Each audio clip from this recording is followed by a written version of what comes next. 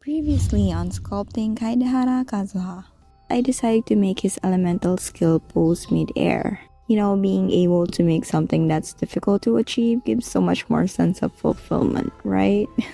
I'm using my DIY clay here to shape the body. It dries fast, so that kinda allows me to save my progress. There was an event where Kazuha was one of the trial characters. And right then and there, I knew I should pull for him. That scene where he stopped Raiden from attacking the MC lives in my head, rent-free, for real, for real. I wanted to finish this figure before Kazuha's birthday back in 2022. It's such a shame to scrap it after putting so much work into it, but sometimes we just have to let things go. Surprisingly, the figure's pretty smooth. At this point, I thought I'm mostly done with the figure, but I was wrong. Hey, my Sparks Zane here. This is part 2 of the sculpting process for my figure of Kaedehara Kazuha from Genshin Impact. Part 1 is linked in the description. Continuing where we left off, I airbrushed the whole thing using gray acrylic paint. I tried saving the hair I made using epoxy putty by using an electric grinder to shape it. I still find it difficult to shape the smaller details, so I gave up on the attempt and scrapped it.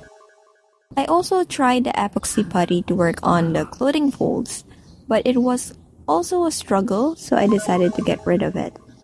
It was more efficient to work on the clothing folds using air dry clay.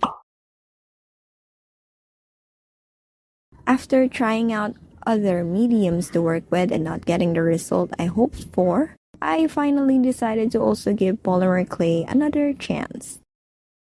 This time I made sure to also get a proper oven dedicated for baking polymer clay only. Last time I just used a regular toaster oven with no temperature knob, so the experience was horrible. I tested using the polymer clay by making some of the accessories, which I'll be calling attachments moving forward. It's because I plan on making them detachable. I am making the fortune knot part here. This turns out to be bigger in scale, so I had to remake a smaller version later on, but I made the new one using the same process. I made a new faceplate, however I encountered some air pocket issues with it after curing, so I had to fix it. It seems like a minor problem at first, so I didn't really bother with it and moved on. Everything was going pretty smooth, and then this happened.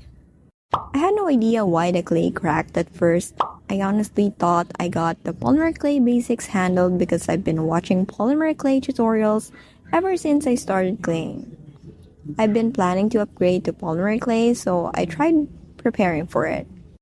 But as with anything, you can never really be completely prepared for something, Experience is still the best teacher you'll get. This cracking thing repeatedly happened as I continued sculpting, and it became such a nuisance.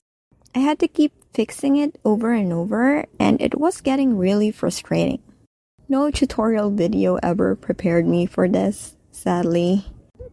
After searching for possible causes and solutions, I stumbled upon Mossy Owl's blog.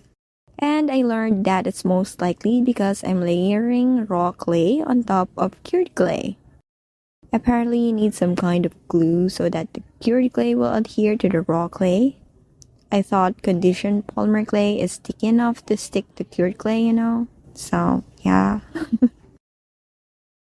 Also, you see me layering raw clay to this piece that's painted over with primer.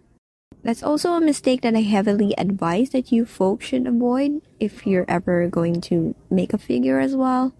Doing that also caused the cracking, I believe. I was painting over the piece because I felt like the clay's color is not unified because it mixes with the dust around my workspace. However, I think it's just a lighting issue. I already thought that it might cause a problem, but I was kind of lazy and it was working fine for a bit until it didn't. I was so disappointed at myself for being that lazy. Don't be lazy, folks. You'll just end up giving yourself more work later, okay? Or maybe it's just me. Maybe it's just a skill issue. I don't know anymore.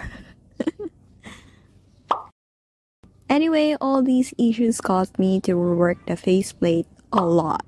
I mean, a lot. I also started a goal around the time I'm working on this where I tried studying how to sculpt a face from scratch. You know, I've been dependent on using molds so far, so I kind of want to create my own. I think that goal rubbed off on this project though. And then I forgot I'm not supposed to use this face for practice since I want to finish this project as soon as possible. So I ended up spending a lot of time trying to fix the face. Though sculpting the face and seeing that I'm getting there is honestly satisfying, not gonna lie. The study I was doing was actually paying off, which is pretty amazing. Thankfully, I already have translucent liquid polymer clay in my disposal that I was able to use right away. Using it solved the cracking issue, but the problem didn't end there. I was able to get to this stage of sculpting the face and it's actually looking nice. However, the problem now is making it symmetrical enough and smoothing without taking away the details. I'm attempting to fix the symmetry for the eyes here. I needed a break from the frustrations I have with fixing the face, so I started working on the clothing folds again for the meantime. I'm still using air dry clay for the clothing folds. I noticed this part of Kazuha's model and it doesn't make sense to me how this works realistically. I didn't realize later on how dumb I was. It's the lower part of his Haori coat, which he's just not wearing properly.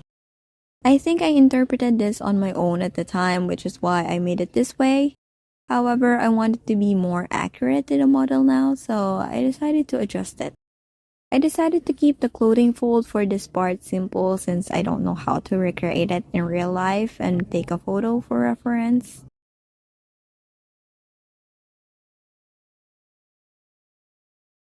Here I used a filling putty to make the front hair attachment.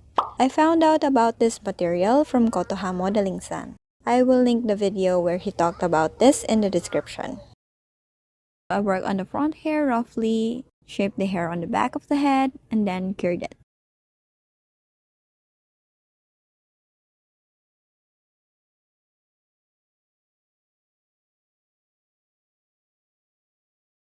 I used wire supports for the attachment, but later on I had to change it to a thinner wire so that the scarf attachment will not look bulky. Here are the new parts of the fortune knot attachment with the right scale. I made the vision attachment as well. I drilled a hole at the back where I will insert the scarf attachment. This is the right sleeve that's stuck over his belt. I also didn't understand what this is supposed to be at first.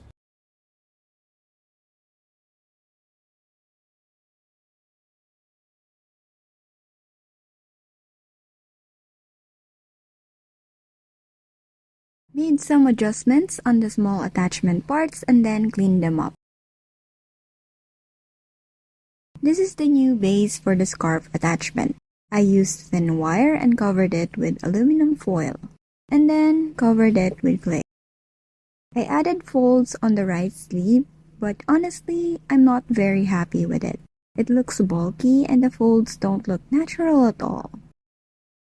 I had to cut the wire supports in order to shape it better. However, I ended up needing to add another wire to support the other end. Next, I worked on the detachable arm.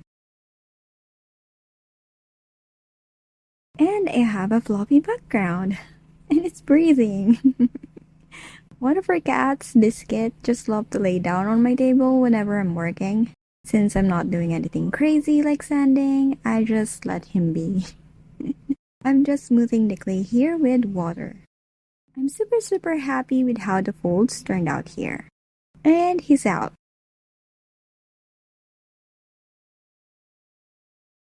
Or not, I guess. Working on this scale figure made me realize that sculpting clothing folds is also pretty challenging as much as it is when drawing. I swear I'll practice more so it can be second nature to me in the future. Fighting. Using references helps a lot though. Here I'm scraping off the layer of primer and other problematic layers on the face. Honestly, doing this was pretty scary. I don't know if I will be successful this time or if I will fail again. I just went ahead and did it without thinking about it too much. And I did it! Surprisingly, I was even able to finish it quicker than I expected. Yay! I reworked the folds on the right sleeve.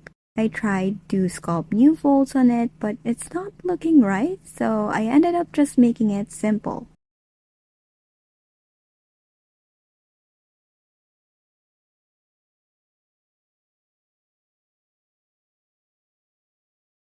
I also noticed the gap on the left arm joint, and I thought I'd make the seam less noticeable.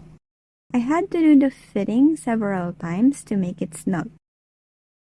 As I assembled all the parts together later, I realized that I should have attached the fortune knot and the belt attachments while doing this arm fitting because some of the attachments were in the way, and therefore the fit didn't end up as snug as it should be. I don't plan on adjusting it any further, but I guess we'll see once I paint this in the future. And here it is, fully cured arm joint. It's time to airbrush it again and check for anything that needs polishing, and then after that, it's finally finished. It fell! I was putting it back on the stand to store it for the day, but it fell. The hand lost a finger and the sleeve cracked. Thankfully, those are the only casualties. I decided to stay up a bit more and fix these issues because the momentum was at its peak and I don't want to lose it. For the cracked sleeve, I thought it'd be better to give the area some tooth first before putting it back together. The glue needs some time before it gets firm enough to cure properly, so I held the piece for some time while making sure the cracked area is compressed. I also already casted a new finger using the same mold I used for the hand. Here I'm carefully carving the finger to shape it. It was difficult to record, so I stopped, but to finalize the shape, I sanded it using different grits of sandpaper. Airbrushing it again for more checks. I will not be coloring this just yet. This is a personal project and it's pretty self-indulgent.